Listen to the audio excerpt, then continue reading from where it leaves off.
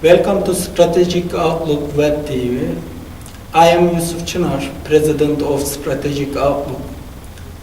Our guest is Professor İftikhar Malik from Bad Sapa University, also Wolfson College, Oxford.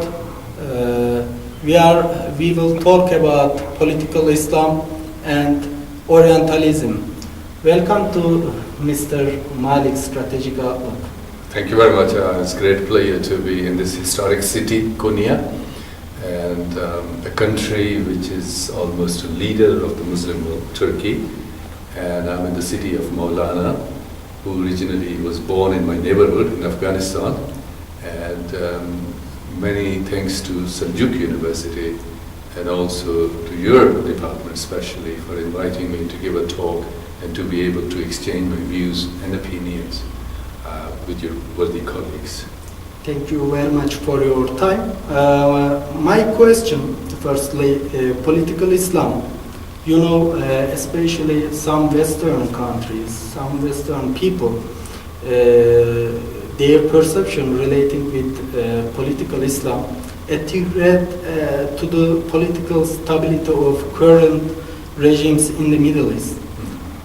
Some people perceptions a threat to world peace, political Islam, according to them. What is political Islam? What do you think about it? Yusuf, I think that Islam has been an area of great interest historically and as a religion, all the way from the very beginning and especially during the medieval period. But I think from the colonial period, say from late 18th, early 19th century, there has been interest in understanding Islam as a kind of political system. And these colonial narratives talk about Islam being very political, and they focus on the biography of the Prophet and how he created a state in Medina, which eventually became Khilafat, and all the way to the end of Ottoman Caliphate, when Mustafa Kemal Atatürk. So that was the historical interest. But when these former colonies became independent Muslim countries, their leaders, most of their leaders, talked about a historical past that the Muslims had until the European colonialism, took control of most of these Muslim countries. So Islam came into political idiom of these political parties and in the textbooks and in sort of making these countries into cohesive nations. But I think from 1980s, especially after the Iranian Revolution and the Soviet invasion of Afghanistan, people started talking about political Islam. Initially, people were a bit confused. They thought modernists in the Muslim world will not be interested in Islam. And the Muslims will be talking about westernization, modernization. But with the Iranian Revolution, people realized that Islam was a very potent political force. And when the Afghan Mujahideen fought against the Soviet Union and most of the Muslim countries and the Western countries started supporting them, they realized that political Islam was a reality. And then in Central Asia, the independence movement amongst all the 6 or 7 countries which emerged in the 1990s with the end of Soviet Union. And then in Pakistan and many Muslim countries like Malaysia and then in North Africa. And so religio-political parties started talking about political Islam. Some of these moderate people amongst the Muslims, the intellectuals, the leaders, they thought they could marry Islam with democracy, with human rights, with technology, with modern education. So to them that was a kind of political Islam. But some Muslims thought that no, we have to have a break with modernity and we got to go back to our puritanical roots. And some of these organizations, I think, taking maybe the Iranian models, they thought that especially the Sunni Muslim states should become Islamic. And then 9/11 happens. And 9/11 then unleashes lots of interest in these different forms of political Islam. So many people superficially feel that political Islam is one monolith. It has different manifestations. There are Taliban, there are Pakistani Taliban, there are Afghan Taliban. That's a different kind of political Islam. Then we have Shia Islam, the lead movements like Hezbollah in Lebanon. That's another kind of political Islam. Then we have Muslim Brotherhood, Ikhwan al-Muslimin, who are banned in many Muslim countries. And like in Egypt, they were banned in 2011 after the military coup. And that was also defined as political Islam. So I think political Islam has different kind of manifestation. In some cases it is militant, in some cases it is moderate, but I think it is mixing of Islam and politics together, and to transform the system of the state and the social values according to kind of Islamic view that these political parties or militant organizations propound. So we have 2 or 3 levels of political Islam. Parties which want to use ballot to bring about change in the government, in the society, like Jamaat Islami in Pakistan, Jamiyat Ulama-e-Hind, Jamiyat Ulama-e-Islam in Pakistan, or Nadwa party in Indonesia. But then we have Muslim party groups, groups of political Islam which are militant, like ISIL, like the Taliban, or Al-Qaeda, who want to use force not only against non-Muslim forces, but against fellow Muslim forces and Muslim regimes. And in your own country, you have Aqab Party, you have Saadat Party, and several other parties which are talking about changing the society and the state structure according to their vision and perception of Islam. But outside the Muslim world, there is quite a bit of misunderstanding of political Islam. And it's generally viewed as a kind of militant, once militant kind of manifestation. And this is a problem. They think it's one big monolithic identity. And they don't realize that under political Islam there are different kind of manifestations, different kind of ideologies, different kind of strategies. So political Islam is a very attractive subject, and for the academics, for the journalists, even for the people who make films, and of course for the politicians all over the Muslim world, and in Europe, and in North America, and Australia. So political Islam is one of the buzzwords of the time, which sadly in most cases is reduced to militant Islam. And Turkey's political Islam and westernization process, especially Huntington called Turkey as a turn country. What do you think about it? I think people felt that Kemalism, which was given by Mustafa Kemal, can keep Turkey together, will make Turkey into a kind of European westernized country. Yeah. And people thought by cutting off with the connection with the history, with the Ottoman past, and by controlling ulama and by controlling Sufi taqiyas, Turkey will become a kind of totally pseudo-European, pseudo-Western culture. But people forgot to see the layers of different kind of ideological leanings within Turkish society.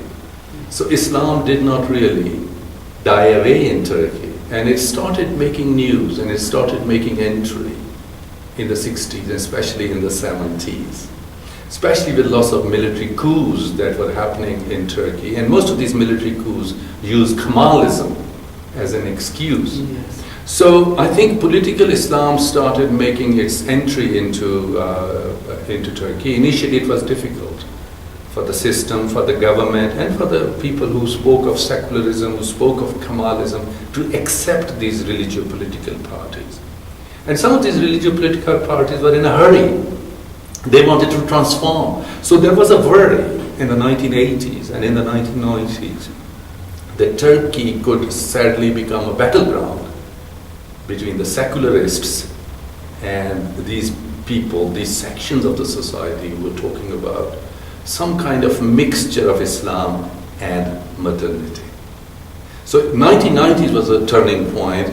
Slowly there was more space, and I think eventually, you have AKP now, Though I'm not saying that AKP is the solution for all the problems, the debate goes on. But outside Turkey, many people think, many Muslims think, Turkey never got good press, because of European Union, because of all the propaganda or whatever. But generally Muslim view is that Turkey is doing very well, and maybe Turkey is trying to find a balance between Islam and secularism. And maybe Turkey will become eventually a role model. Muslims were deeply disturbed last year when first time news started appearing that the Prime Minister at that time, Tayyip Erdogan, had put lots of impositions on police and judges, and all of a sudden people realized that there was a tension between the Gulen movement and the ruling party. And then they started talking, the Prime Minister, now the President, they started talking about a state within a state. So for many Muslims, whether they are living in Britain or Germany or America, and also in the Muslim world, in South Asia, Southeast Asia, North Africa, this was a sudden discovery that within this political Islam of Turkey, there is a division. So we hope that eventually through debate, through dialogue, through more democracy, more development, this political Islam finds a balancing point and it doesn't become a new polarization. Because earlier polarization appeared to be between the secularists and the people who talked of a kind of moderate form of Islam. But now there is a kind of tension within these different groups and parties of political Islam. So when Sam Huntington came up with his idea, he was talking about the Balkans because the Bosnian crisis was happening, Yugoslavia had fallen apart, and 6 new countries had come into being, and especially the Croats and Serbs were taking away the territory of Bosnia. And I went to Bosnia, I did a book, I was there last year. Bosnia was a kind of frontier state, and here were some groups who were very secular, but they couldn't, keep the country together. And then some Islamists came in. So Bosnia was seen by Sam Huntington as a battleground between Islamic civilization and the Western civilization. And he was very superficial because he thought Western civilization was only Judaic and Christian.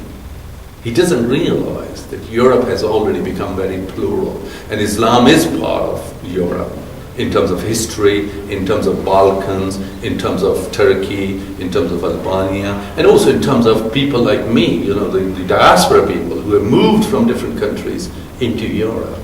So looking at Europe only as a Christian kind of continent, and the Balkans, being the battleground between Islam and Christianity, I think that was a very superficial reading of contemporary politics. But remember, this is the time when religion became very important in Israel, in North America, and also in Europe and in the Muslim world, and also in India, the Bharatiya Janata Party. So I think Sam Huntington partly was right. He thought religion was coming back with vengeance. So politics was going to be impacted by religion. And it's not just the domestic politics, international relations as well. So he was partially right. But then he made it into he thought as if our whole history of human beings is history of conflicts. He didn't talk about commonalities, the things we share, whether we're Muslim or atheist or secularist or liberal or traditionalist. We also share. And civilizations have very fluid borders. You cannot draw a boundary for a civilization. So in that sense, I think Huntington exaggerated the conflicts, the political conflict, especially which were happening in the Muslim world, like in Chechnya, in Bosnia, or in Kashmir, or in Palestine, or in East Timor, in the Philippines, or in southern Thailand. So he thought these were actually religious/cultural conflicts, not really political. Yes. You are living in England and outside Turkey. 17th December is very important day for Turkey, Gülen community. And what do you think about community, also Gülen community, and community-state relation? I don't know much about the political ambitions of the party, Gulen movement. I always thought it was a movement, not a party, you know, because it has a kind of international, you know, existence. And in different countries it has different names. And Fatullah Gulen lives in Pennsylvania. And I read some of his articles. I watched an interview that he gave last year. And generally the view is that it's an educational movement. But my feeling is, as a student of history and contemporary Muslim politics, that all these movements begun in the name of reforms in Islam eventually become political. So I think Gulen movement is political. I don't know whether it was initially political or not, because it talked about education and, you know, in a kind of Sufi way, mystical way. So kind of combining modernity with tradition. But I think it has become political, like any other movement in the Muslim world, which initially begins as a religious movement, or as an educational movement, or as a cultural movement, but eventually it becomes political. And I'm not saying being political is negative. In India, for example, where a great debate happened, like your country under the Ottomans in the 19th century. So initially the movements amongst Indian Muslims were cultural movements, Anjuman as we call them. And later on these Anjuman became political, and then you had religious political parties like Muslim League or Jamiyat Ulama Hind and many more, all over India, all over the subcontinent. So we see Islam entering into politics through educational movement. So in that sense, I think Gulen movement to me is not shocking that it has political desire. But I think the Turks will have to decide, you know, where they can find a balancing point. At one level, I would say that like in Germany, like in Italy, like in many other European countries, we have parties which are called Christian Democrats. So in the Muslim world, if we could develop parties which could marry tradition with modern education, with equal rights for women, for minorities, and they could be democratic, and they could call themselves, you know, Islamic party or whatever, but as long as they participate in the politics of democracy, and they allow equality, and they accept pluralism, and they move forward, nothing wrong with that. I think any party, especially in the name of religion and politics, as long as it believes in ballot, I think we should give it a chance. And then the ordinary people should decide. This party should take its case to the people at large, whether it's Turkey or Pakistan or Morocco or Egypt. Any Muslim country, I would say, with the media, with education, with our women being so vocal, I would not underrate our ordinary people. If these parties take their programs to them, and then those people think about their program, and then they decide through election. But I'm deeply worried about the parties, Muslim parties, which use ballot, or which use the backdoor politics. And backdoor politics could be by using gun, by creating instability, or by trying to make inroads into the police or into the military, and then using those state organs to overthrow the elected government. I would not accept that. I think we should let the systems work. We should let the people go through electoral process. We should let the civil societies decide. And that's and if Gulen movement or any movement in any part of the Muslim world participates in a transparent way and puts itself in front of people for accountability, I would not stand in the way. But I'm deeply worried that there are lots of parties in the Muslim world which are using Islam, but they're also using violence of different forms. And this violence is not only against non-Muslims, but it is against fellow Muslims as well. Violence, different form, could you open it? Yeah, I mean, for example, sectarian violence, you know, Shia Sunni in Syria, in some extent in Iran, in Lebanon. I know in Pakistan we have 18 to 20% Muslims who are Shia, but you know, this is the traditional Shia Sunni coexistence. And the founder of Pakistan, Muhammad Ali Jinnah, was a Shia. But you know, so Pakistan, there is anti-Shia sentiment among some people, but it is not a kind of organized movement against Shias. There are some hotheads, but generally Pakistan and India have been very plural, unlike Iran, unlike Saudi Arabia. And so we have to protect that pluralism. I think pluralism has to be protected by civil societies and by the state structures. Pluralism is a problem for Islamic State. What do you think? I think it is a challenge, it's not a problem, because even during the time of the Holy Prophet, if we go back to the time of Holy Prophet, when he signed the first civic charter, Medina, Misaqi Medina, Charter of Medina, first ever written document, Muslims were a small minority in Medina. Jews and non-Muslims were in majority. So I think we Muslims have to learn to live with ethnic and religious and sectarian differences. And this will come about with the debate, with democracy, with education, and I think with more responsible role by academics and by the media. Lots of our people are, young people have access to media.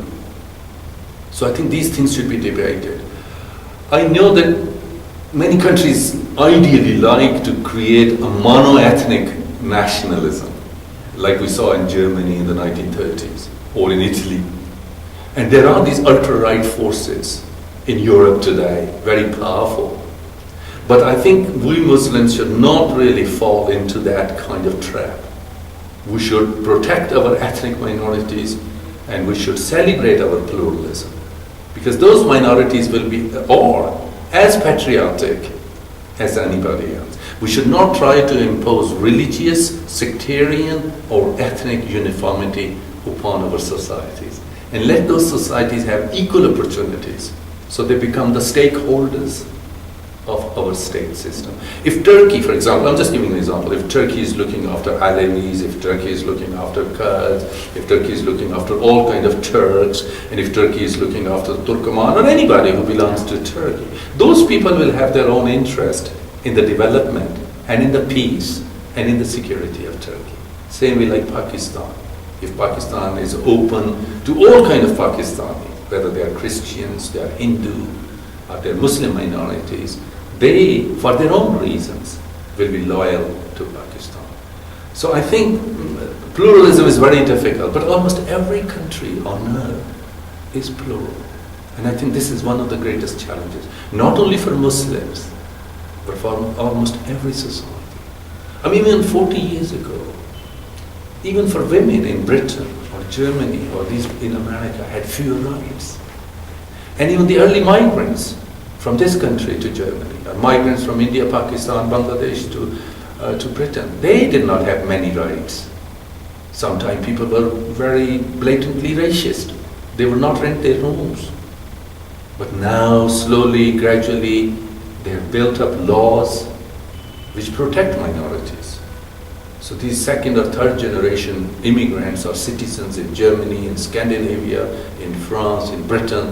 They're generally loyal for their own reasons to their home countries, new countries that they have adopted as homes. So my feeling is that in the Muslim world, where we are trying to create nationhood, we should allow all kind of breathing space and participation to our minorities, whether they are ethnic or sectarian. Otherwise, we'll have many more, Syrias, Iraqs, where people will go back to these identities and they will develop their own private militias. So we'll have lots of Muhajirin, as you're seeing in your own country, and I'm seeing in Pakistan with Muhajirin from Afghanistan for the last 40 years. So I think pluralism is a great challenge for Muslim countries, for Muslim societies. And we got to protect, and we got to celebrate, and we got to have regimes which respect plural societies and take them along. I want to talk about Islamic extremism Yeah. and Islamic jihad. Mm. You know, Obama said that Islamic state organization, ISIL, not Islamic, he said that. And you know, ISIL nearly 10,000 Christian and Muslim people killed by ISIL in Iraq. What do you think about it? I think, personally, I feel that this is an extreme form of political Islam, and it does not represent majority of Muslims, wherever they come from, even Iraq, Syria, Turkey, Pakistan, Indonesia, but they're there. I think the challenge is how to handle them. First, I think the problem has been of the failure of the states, the state of Iraq and the state of Syria, and to some extent for Lebanon. They fell apart. So first of all, we need to protect the states, good or bad, they have come into being. People romanticize old history of the Ottomans when they talk of the province of Mosul, the province of Baghdad, and the province of Basra. How Ottomans were able to keep all these people together. We can't go back in history. Now we got these states, so-called tribes. So first of all, I think we need these states, good or bad, territorial state to survive. Number two, wherever there has been an external intervention, those states have exploded, post-colonial states. I can see Somalia, I can see Afghanistan, I can see Yugoslavia, and I can see Iraq. So external intervention under any excuse or the bad news, because there is a reaction, there is fragmentation. Number three, Obama talks about the threat, which may be true, but his threat perception is only confined to the Western world, which is again very opportunistic. These people have killed fellow Muslims and non-Muslims, Yazidis and Christians. So they are a threat. So they're not just a threat to Western journalists or aid workers, which is sad. They should not have killed anybody, and they shouldn't kill anybody. But they have killed lots of people. How do you handle them? I think using drone technology or aerial bombing, I'm not really sure that will help. Because in Afghanistan, we have seen, and in the tribal regions of Pakistan, they have been using drones for years, since 2005. 9 years have they been able to get rid of Taliban. They might have killed some selective leaders, but in the process, lots of civilians have been killed. Women and children have been killed. And more local people have been recruited as radicals. So my feeling is that the military strategy, as the only strategy, is not very helpful. My fifth question is that already Middle East is sadly divided in Shia and Sunni groups, blocks. Iran is involved. Some of my Syrian friends and Iraqi friends say that Iranian troops are involved in Syria, and they help, Hezbollah, and of course they help, the government in Baghdad, Maliki government or the new government. So I don't know how to disengage Iran, because Iran has insecurity. Iran feels it's surrounded by Sunnis. At another level, I think we need to disengage Arab countries, which in the name of Sunni Islam help Sunni militant groups in the Middle East. So I think this is where I'm worried about external intervention. I think Iran and other Muslim countries, including Qatar, Saudi Arabia, and like your country, Turkey, we should help on a human level. We should help the Muhajirin, we should help the displaced people. But we should not bet on these different horses which are fighting in Iraq and in Syria. Because if I support one particular group, in Iraq today or in Syria, you, as my rival, as my neighbor, would support another, and there's going to be no end to it. So I would ideally like to see United Nations to play the role of a peacemaker. It is not. It has failed us in Rwanda, it has failed us in Yugoslavia, it has failed us in Chechnya, it has failed us in this recent tension between Russia and Ukraine. It has failed us in the issue between Azerbaijan and Armenia. It has failed us in Iraq. It could have stopped the war, invasion of Iraq in 2003, which was illegal, immoral. It could have done something about Afghanistan after 9/11 and all the 35, 36 countries got together and attacked a poor, underdeveloped country like Afghanistan, already ravished by war. So I think Obama and the 5 permanent members of the United Nations should honestly empower the United Nations. Number 2, I think Organization of Islamic Conference, if it is only to meet and to give speeches and to offer fatihah or prayer, that's not the purpose. OIC should redefine itself. Number 3, I think Arab League should at least put some life into its history. It has been one of the oldest blocs of the countries, Arab countries. Every time there is a crisis, interstate crisis in the Arab world, Arab League is not there. What is the main problem in the Islam world? I think main problem is that some people would say that we became countries before we became nations. So one problem is that we have to develop our national identities. I don't know whether we take the secular view or Islamist view or something in between, or So one problem is that somehow our nationhood has to be evolved in a way where my neighbor is safe from my project. I think the way colonial states created our borders, we got divided. And those issues of divided population, divided resources, and divided loyalties. What is the way forward? We can't undo this history now. We can't have Khilafah, and we can't have the empires. So what do we have? The states. I think regional grouping. I think RCD, like Regional Cooperation Development Treaty between Turkey, Iran, and Pakistan was very good. But sadly, it was done with the push by the Americans and the British. Now is the time that Turkey should take a leading role. And Turkey is very well poised. It has good relationship with Iran, first time in a long time. Pakistanis support Turkey. Afghans have got wonderful feelings, warmth for Turkey. And I'm sure lots of Arab people, including the refugees and the people who are back there in Syria and Lebanon and Iraq, your neighbors, they also look at you with envy. Because you're developing, and more than developing, you're peaceful. To have a peaceful country itself is a great achievement.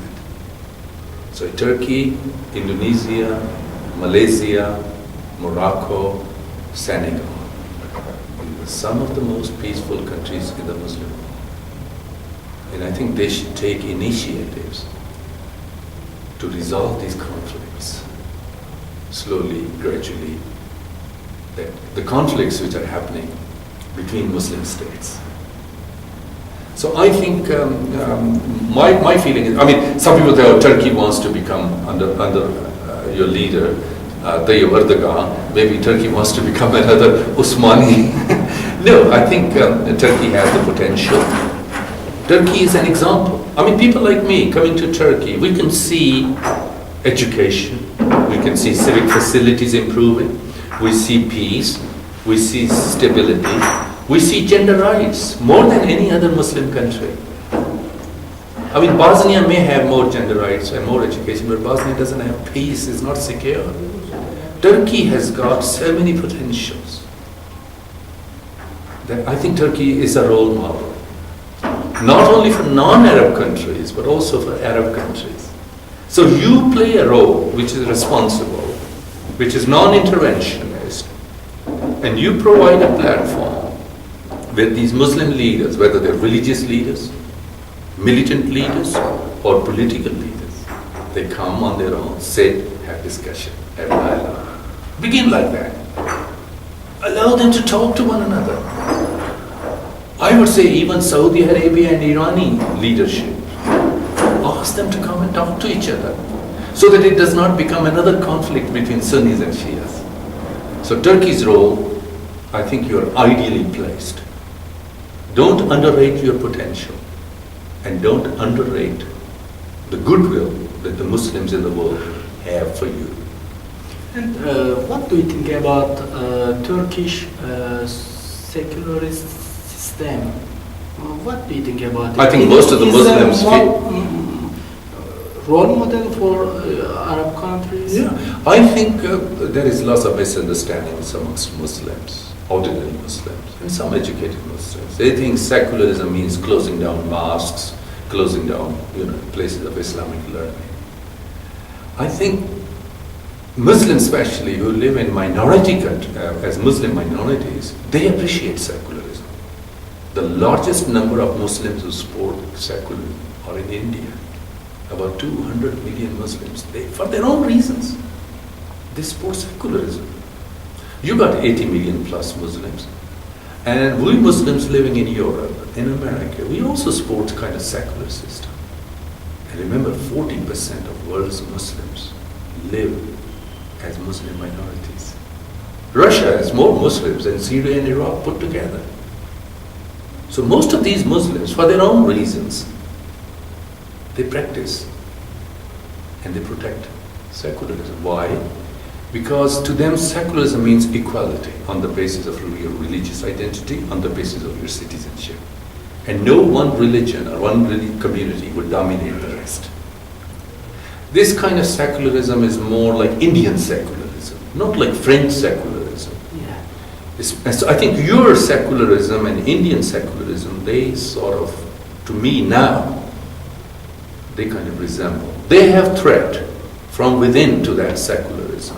And you might have threats from within as well. Maybe if we were 10 years ago, we can talk about Kemalist secularist system in Turkey, because Kemalist secularism, like French secularism. Yeah.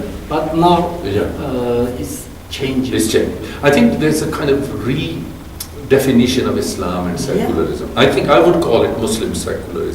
I think this is the way forward. And also I think like feminism, there's something like Muslim feminism, where these women and men, scholars and writers from Muslim world, Turkey, Bosnia, Morocco, and Muslim women living in the West, they feel that Islam allows rights to women. And rather than banishing Islam, we re-understand Islam. So same way I think secularism has to be re-understood. Generally there's a misconception amongst Muslims, mostly by religious parties and their propaganda. And also because when Kamal introduced Jadidiyat and republicanism, generally people thought, oh, Mustafa Kamal was getting rid of Islam. And now, a generation later, they realize Islam is as strong and as powerful as it ever was in Turkey. It's not banished. Number two, Turks are as good Muslim as anybody else. And number three, Turkey has moved forward. It's the most powerful economy amongst the Muslims, which is not just dependent on one or two commodities like oil.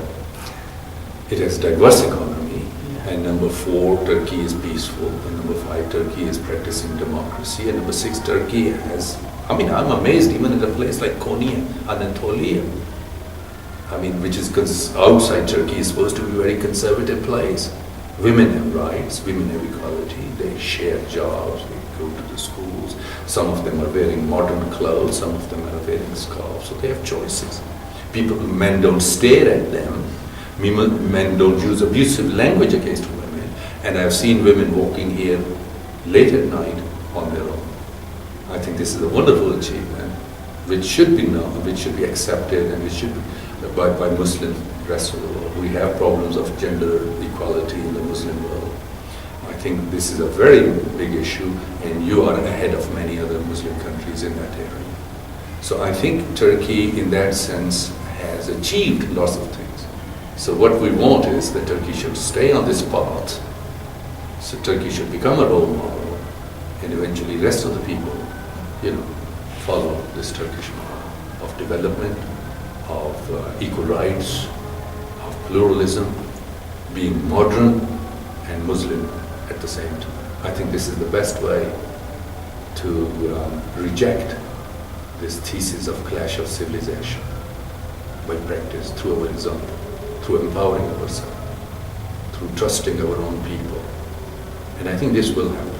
Education, economy, mobility, self-questioning, having dialogue and discussion across the board, I think eventually it will take us there. Though I know most of the time the news about Pakistan, about Islam, about Turkey is negative, and lots of our young people get affected by it.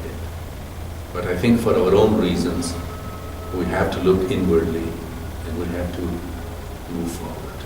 So I am very hopeful in that sense. Also, I want to talk about Orientalism. According to Edward Said, Orientalism provided a rationalization process for European colonialism. What do you think about it? I think Edward Said wrote his book and gave his interviews on this very important subject at the right time and right in the heart of America, at Columbia University, where he was teaching.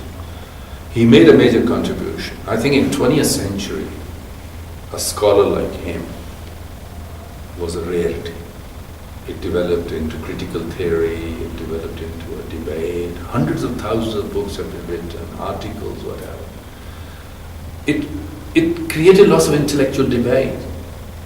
And some people, most of the people agreed with him.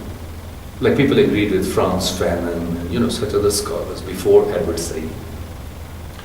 So most of the people in Africa, in Asia, in Latin America, and even people from the liberal left in Europe and North America agreed with him. Some people thought that he was simplifying these complex problems of underdevelopment in the former colonies by putting all the responsibility on the colonial empires. So some people became very defensive.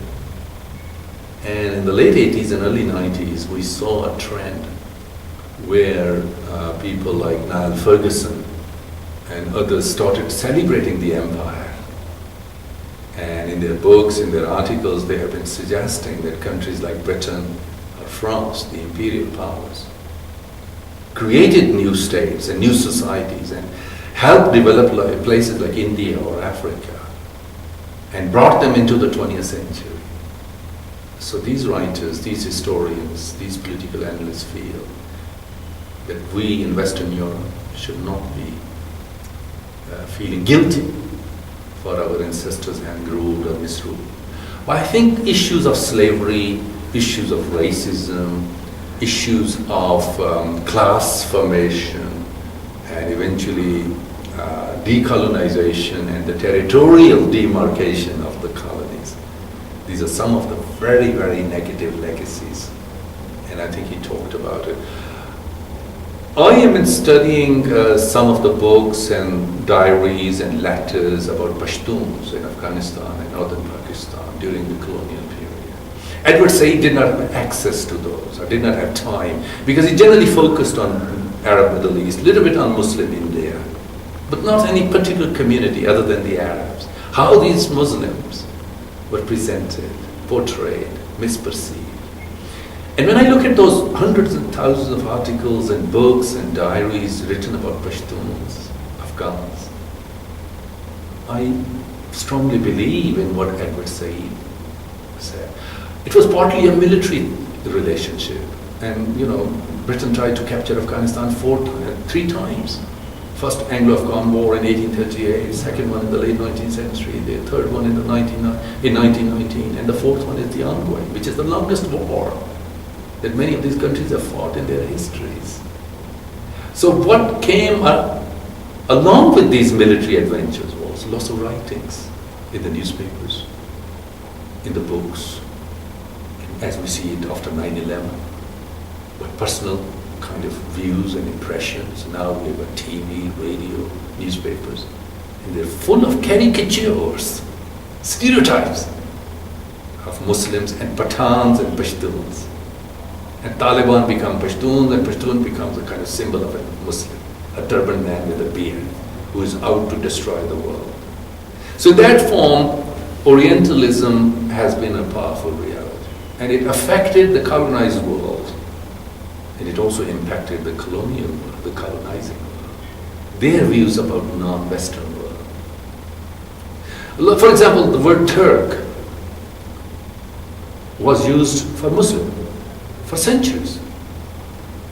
And I think it was to do with the Seljuks, because that's the time when the Crusades started, and they met Seljuks here, the Crusaders, from France, from Germany, from Italy, and from England. So they thought every Muslim was a Turk. And then the Ottomans had very interesting relationship with the Tudors, Queen Elizabeth I, and they thought all Muslims were Turks.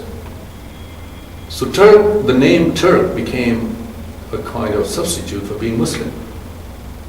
And this is not just a Western thing. I mean, in India, the Muslims came from Central Asia. Many of them were Turkic people, or Afghans, or Central Asians. They were also called Turks. And until recently, the Muslims in India were described as Turks. So I think this kind of simplification, and then what do you mean by a Turk? A particular physical kind of caricature of a Turk. Islam, violence, Turk, they all were juxtaposed.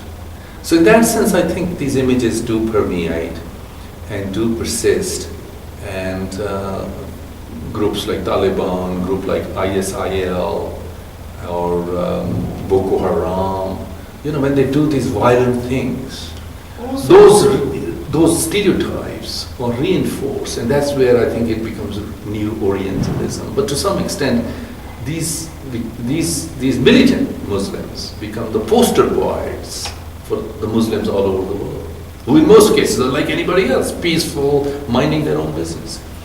Last 2 months, when I watch CNN International, especially they are using Middle East news. ISIL militants executing Western journalists, and they are using. We can define this process as a new Orientalism. Very right. Yeah. Do you agree with me? Yeah, because it reinforces, sadly, those misimages that many Western, societies had, and which started going down, and then they came up. I think especially after 1979, with Ayatollah Khomeini coming into Iran, and the Shah was considered to be a modernizer and a good friend of the West. So I think that was the turning point. But then there was a little bit of confusion. Why? Okay, Khomeini was a bad man, from Western viewpoint. But then the Mujahideen in Afghanistan, wearing beard and turban, fighting the evil empire, the Soviet Union were good guys. So Western public opinion was confused. If you wanted to idealize Muslims, then you had the Afghans. But if you wanted to demonize Muslims, then you had the Ayatollahs. But I think after 9/11, demonization became easy. And I think in that sense, these militant groups in almost every Muslim country, sadly, by committing these kind of crimes against innocent people, and also in Spain and in Britain, I think they reinforce those. So I think we have a serious problem of reaching out to the people and letting them know that we are normal people like anybody else. Muslims are normal people like anybody else. And I think people are shocked when they come to Turkey. Why? It's peaceful. Number 2, women in huge numbers are on the streets, in the universities, in the offices. And they're running the country almost. You can find a Yeah. lot of women driver. Yeah. Earlier people thought, oh, Turkey was superficial, Yeah. trying to be Western without being Western. But Turkey, I mean, education, women's participation in public life, they have not divorced themselves from Islam, and they have proved the fact that you could create a balance between Islam and modern life. And modern life is not just technology, modern life is Western clothes, modern life is adopting all those kinds of institutions, eradicating poverty and eradicating exploitation. And I think Turkey, in that sense, is an example how things can be negotiated. We can't impose modernity on our societies the way we can't impose traditions on them by force. I think we have to find a synthesis. Imtizaj, I think, is a Turkish word. Some meeting. Relevant societies will have to decide. I mean, in Africa, we always hear about that, famines, tribal wars. But look at countries like Senegal. Muslim majority country, practicing democracy. And I come across Muslims from Senegal and Muslims like Muslims from Turkey. So I think we have these success stories. But the media and academia and the politicians sadly are focused on militant groups. Yeah. So the success stories of... I wrote something back to my colleagues the other day. I said, even in Pakistan and India, it's very difficult for a woman to travel, after certain hours of the evening, not to walk alone. But in Turkey, a Muslim country, it is safe. I mean, no society is 100% perfect, but I think women's participation here, whether you go to the Rosa of Maulana Rome, or you go to Shah Shams Mazar, or you go to the university, or you go to the cafeteria, or you're riding the tram, or you're flying in an aircraft, or you go to the Christian places in Cappadocia. Women, whether they are Western women, or they're women from China on their own, or they're Turkish women, they're all safe. And they're walking around. So I think this country has created lots of space for its people. So I think young people, if they're listening to me, the Turks, they should feel good about themselves as Muslims, as Turks, as members of a society which is very plural, which is a bridge between East and West, between North and South. So we have lots of hopes from Turkey, and I hope that whether these are my Kemalist friends or these are religious political friends from Saadat Party, from Gulen Party, from Akin, they all act more responsibly. They don't rock the boat. They differ, but they should agree on the consensus where Turkey should move forward, where Turkey should remain peaceful, and where the change should come through ballot, not through bullet. And Turkey, I mean, we all, we are proud of Turkey, not because of historical reason, but what Turkey has been achieving despite all the tensions. I mean, I go back to Turkey, at the time of the war. People are, talking about First World War.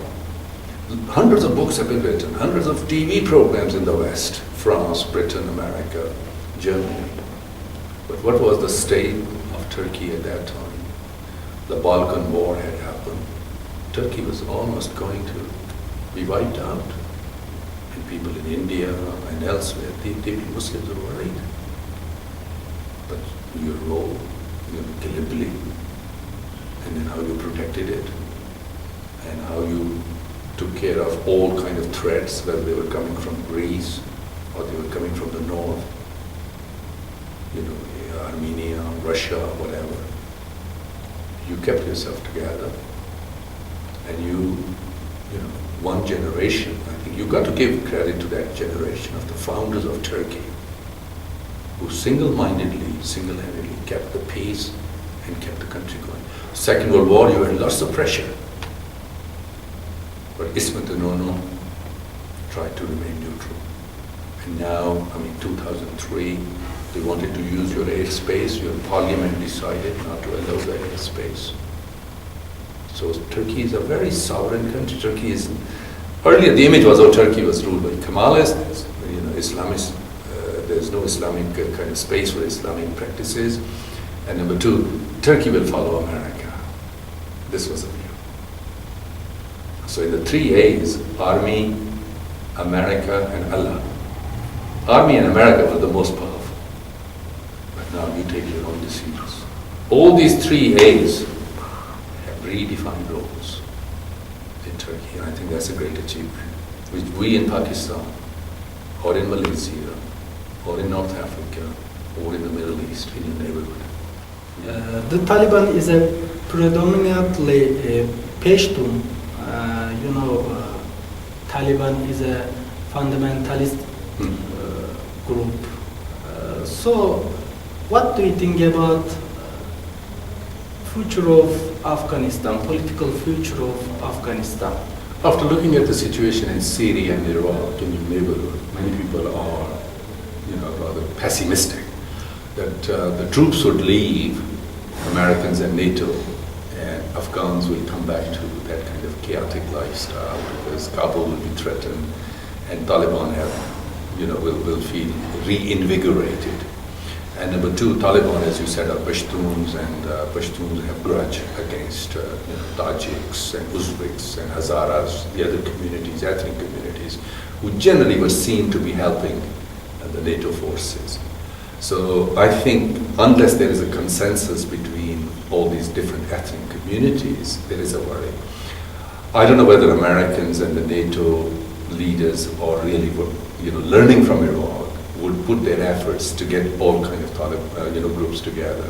Last year there was some stories that maybe Americans were holding talks with some Taliban leaders, what they call the good Taliban, in Qatar. But I think Afghanistan goes into the background now because there is more emphasis on Syria and ISIL and Iraq. My feeling is that, first of all, Afghans themselves should not follow the politics of revenge. And here, India, and especially Pakistan, and maybe even Turkey, and Uzbekistan, and China, I think these are the neighbors, and Iran, if they could get involved, they should play a kind of non-interventionist role of bringing different ethnic factions together. Number two, I think the Afghan government, we don't know, the election results have not been announced. This is a big controversy. Elections happen in April, and both the leaders, both the candidates, Ghani and Abdullah, they claim to be the winners. So we don't know. I think this thing has to be sorted out. So I think Afghanistan, looking at it historically, has stayed as a country because the neighbors around Afghanistan agreed on its status quo. So Iran, Pakistan, Uzbekistan, Turkmenistan, Turkey, Tajikistan would not like to change the borders. But within Afghanistan, there is a worry about ethnic instability. Pashtuns feel that they fought against the foreign colonizing troops, so they also feel that they are the historic rulers of Afghanistan. I think they will have to relent. They will have to lower their expectations, and I think Pakistan should help them. 31 million Pashtuns or Pathans live in Pakistan, and about 15 to 14 million live in Afghanistan. So Pakistan could play a very important role, but Pakistanis feel that they have very limited leverage vis-a-vis Pashtuns, especially the Taliban. After 9/11, lots of Taliban leaders were rounded up by Pakistan and they were handed over to America. So Afghani Taliban don't trust Pakistani government. And same way we have Pakistani Taliban who are much different, and there's quite a bit of disillusionment with them within Pakistan because they've been involved in suicide bombing and killing fellow Pakistanis, Pakistani troops. So my feeling is that we need a new beginning, and this is where they should be helped. I think Turkey has a good standing, but I think Turkey has got so much on its plate already, Iraq, Syria.